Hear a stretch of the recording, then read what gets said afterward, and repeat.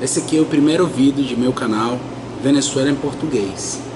Venezuela em Português é um canal que tem como missão informar para a nossa comunidade lusófona com respeito à realidade venezuelana, os acontecimentos políticos da última semana, preferencialmente, para que a região, principalmente o Brasil, esteja informado, academicamente incluso, de cada uma das coisas que estão acontecendo nesse país vizinho que é a Venezuela, onde eu nasci. A informação do canal está aqui embaixo, assim como o e-mail, contato, o Twitter, para as pessoas que querem indagar um pouco mais e até entrar em contato comigo. Até porque eu tenho pensado em publicar 2 vídeos por semana, obedecendo também as iniciativas das pessoas, as interrogantes que as pessoas têm com respeito à situação venezuelana. Minha principal missão é informar e responder às dúvidas que as pessoas estrangeiras, lusófonas, que moram fora da Venezuela, têm. As pessoas têm dúvidas. Venezuela é a primeira ditadura da América Latina do século XXI, então estamos aí para informar.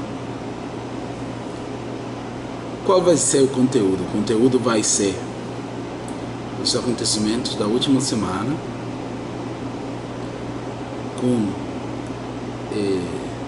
conversatórios, com opiniões da minha parte, e uma última parte que vai se chamar Cuba, Mini Império, onde eu vou fazer referência à influência da Cuba, do Império Castro-Comunista na região, para você entender um pouco mais como sim influencia e é persuasivo as políticas castro-comunistas do regime de Cuba. Vamos continuar. A agenda política da Venezuela, agenda política opositora, tem uma estrutura, umas datas, uns projetos políticos para sair democraticamente da ditadura do presidente Nicolás Maduro, autoritário, ditatorial. Dentro dessa agenda estava a eleição da Assembleia Nacional, nosso Congresso Nacional. Em dezembro do ano 2015, a população venezuelana apoiou, votou e ganhou uma imensa maioria opositora à nossa Assembleia Nacional Constituinte, ao ponto de que representava uma maioria qualificada, ou seja, podia tomar decisões transcendentais para a nossa realidade política. Foi uma festa nacional, mas o governo não ia ficar de braços caídos. Reacionou, respondeu. A resposta do governo foi a inabilitação do cargo como deputado de 2 deputados representantes das minorias indígenas. Procuraram um setor da sociedade vulnerável, como são os indígenas, e barraram os deputados deles dentro da Assembleia Nacional, nosso Congresso. Como eles fizeram isso? Bom, porque para todos o que eles estão fazendo, depois de que decidiram tirar a máscara e se declarar uma ditadura, eles têm uma gangue, o Poder Executivo, que é representado pelos ministérios e o presidente Nicolás Maduro, o Conselho Nacional Eleitoral, que representa o poder eleitoral, porque na Venezuela não tem os 3 poderes convencionais, senão que tem 2 a mais, que é o moral republicano e o eleitoral, junto também com o judiciário. O judiciário, os ministros do judiciário foram eleitos numa última hora, na saída do Congresso anterior. Expedita, foi uma nomeação expressa. A imensa maioria desses ministros não reúne os requisitos mínimos para ser ministro do Supremo Tribunal, além da sua lealdade com o processo castro-comunista. Mas isso aí não foi suficiente para a gangue, para o governo oficialista. Eles precisavam destruir a Assembleia Nacional. Lembramos que tinha então uma limitante orçamentária, não para eles porque o governo faz o que quiser com o dinheiro, senão desde o ponto de vista internacional. Desde o ponto de vista internacional, ia ser um obstáculo para a obtenção de créditos e um maior endividamento da República.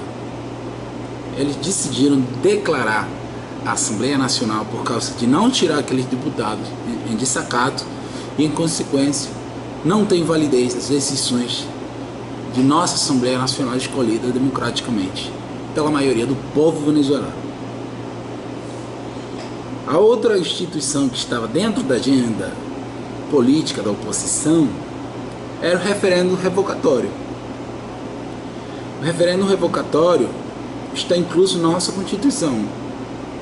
O governo venezuelano, a Constituição venezuelana, a República venezuelana, não tem dentro de seus estatutos a figura do impeachment, mas tem uma figura de vanguarda, como é o referendo revocatório, que permite que a maioria da população, depois de que o presidente esgotou a metade do período presidencial, que na Venezuela incluso é muito, é 6 anos, pode concordar e tirar o presidente do poder executivo e mudar a realidade política do país de acordo com que a soberania, com que a maioria decide.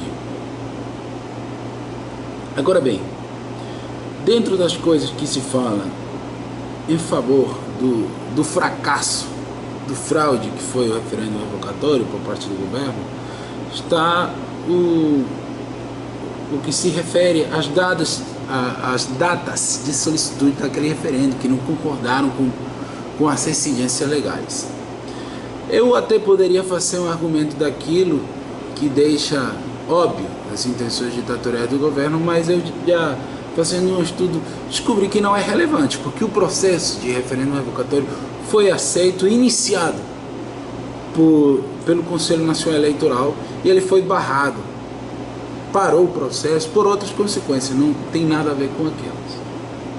O principal argumento para o Conselho Nacional Eleitoral parar o processo de referendo revocatório foi, de novo, aquela gangue, Supremo Tribunal, Conselho Nacional Eleitoral, dizendo que em algumas localidades existiu algum tipo de fraude.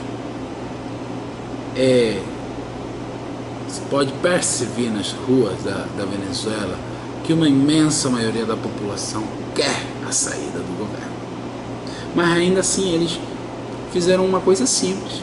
Falaram que em uma ou outra cidade existia um fraude e barraram o processo. Parou o processo de referendo revocatório. Isso aí iniciou uma forte crise institucional. Foi incrível. As manifestações nas ruas, a morte de manifestantes, mas ainda o pior não tinha acontecido. Já em março do ano 2017, deste ano, o TSJ, o Supremo Tribunal, decide acabar de vez com a Assembleia Nacional e tira as potestades que ela tem e origina e agudiza mais ainda o deterioro institucional e a crise política interna do país, iniciando um processo de manifestações, de morte nas ruas, de presos políticos, de assassinatos, de persecuções, de exílio. Horrível. Realmente uma coisa que, se levamos à proporção do povo brasileiro, por exemplo, estaríamos falando que em 3 meses morreram mais de 120 venezuelanos. Na equivalência da população brasileira, seria falar mais de 1.000 mortos num período de cento e pouco dias. Imaginem a profundidade, a perigosidade da situação que o nosso Brasil tem ali bem pertinho. A outra solução pacífica, democrática que está na agenda da oposição é a eleição de governadores e prefeitos. Já era para ter ser feito, para que o CNE, o Conselho Nacional Eleitoral, fizesse essas eleições de governadores e prefeitos. Eles não têm como evitar aquela eleição, eles tentaram fazer uma mágica. O alegato deles foi que ficaram um pouco atrapalhados com o referendo revocatório e não fizeram. O governo autoritário ditatorial não fez a eleição de governadores e prefeitos. Uma ditadura, realmente. A oposição, dentro da política, conclui que deve fazer uma consulta, que chamou de plebiscito, ao povo venezuelano. Muitas pessoas disseram que não era uma figura que estava na lei, que não tinha validez, não tinha como executar, mas eu concordo que fosse feita. Por quê? Porque era uma atuação que representava um ato simbólico para que os observadores internacionais tivessem um termômetro para medir a sensibilidade nacional, o pensamento venezuelano, qual era a vontade do povo venezuelano, onde a oposição obteve um apoio popular de mais de 7 milhões de votos.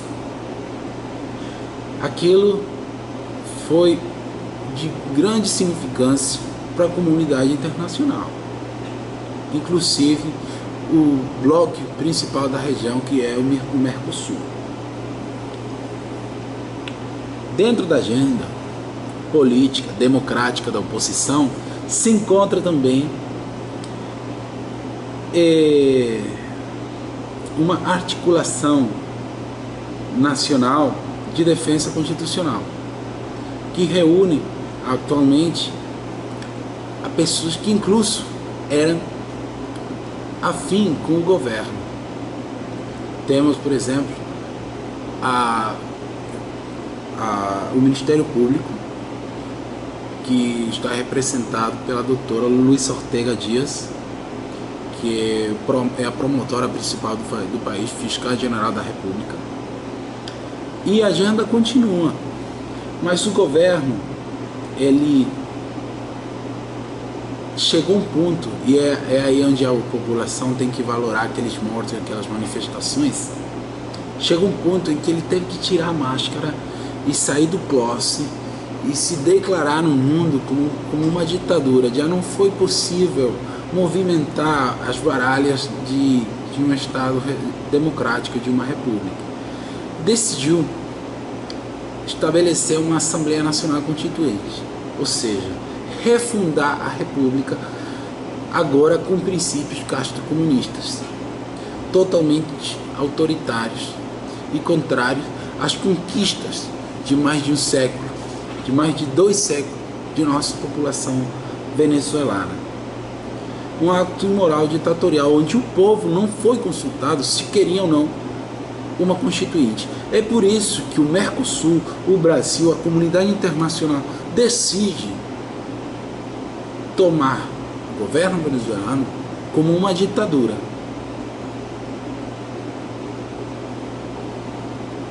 Agora bem, o dia de ontem, eu estou fazendo esse vídeo na segunda, dia de ontem, domingo 6, o povo venezuelano teve a oportunidade de observar que as Forças Armadas Nacionais não estão totalmente dominadas pelo governo. Existe um núcleo forte de patriotas, defensores da legalidade, da Constituição, que querem, que pretendem e devem defender a Constituição.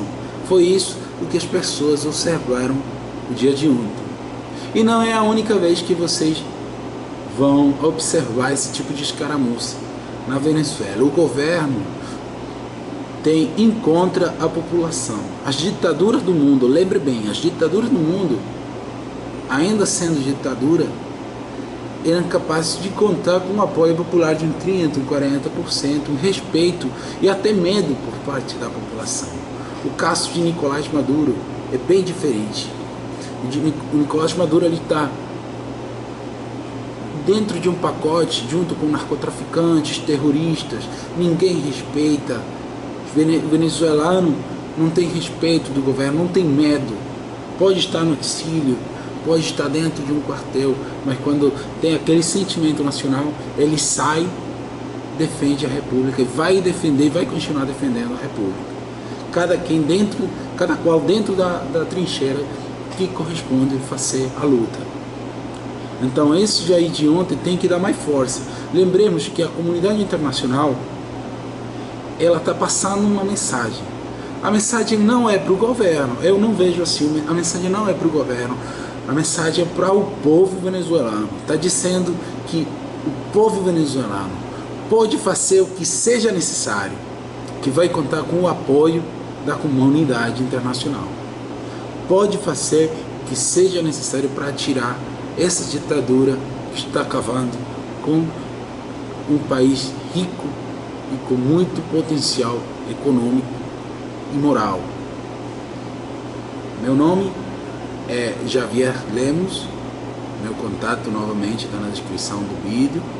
Moro aqui no Brasil já faz mais de 3 anos, sou advogado, exiliado opositor do regime de Nicolás Maduro, e espero que vocês compartilhem este vídeo e se subscrevam no canal. Muito obrigado.